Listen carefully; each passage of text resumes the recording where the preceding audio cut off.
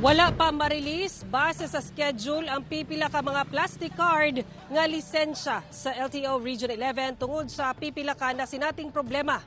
Ang detalye sa report ni John D. Esteban.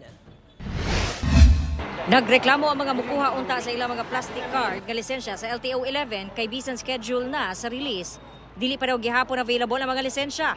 Aminado si LTO-11 Regional Director Eleanor Calderon nga dunay problema sa pag-release sa mga plastic card nga license. Ang nahitabo manggod, we have to cater both walk-in and backlog accommodation. Katong uban nga ingon nila nga nung na-delay sila sa tinuod lang nagkaroon po tag problem sa among cards, na-contaminate po ang cards, nga pag-print namo kanang may itom-itom, so we have to declare it spoilage no sa atong mga cards.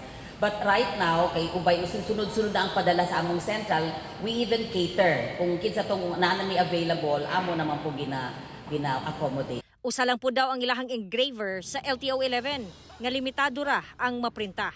Sumala ni Calderon, taliwala ni ini, tumanon lang daw gihapon ang schedule. Sundon lang gihapon na to kaya nag-schedule karong June, kay June naman ta, mautong mga nakakuha og lisensya nga papel pa lang from January to March 2024. Pero dili manggod tanan nag-adtoan ang mga schedule. So katong gi-expect na mo April 2023, pwede gihapon ta mo ato sa opisina karon. Subling nagpahimangno ang LTO sa mga mukuha og plastic card license nga kinahanglan personal sila nga mukuha sa opisina sa LTO tungod kinahanglan og biometrics. Busa di pwede nga ipakuha kini sa lain.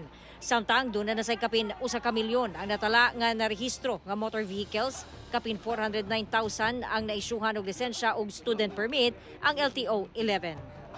Kauban si Jojo Solarte sa kamera. Ako si John D. Esteban para sa One Mindanao.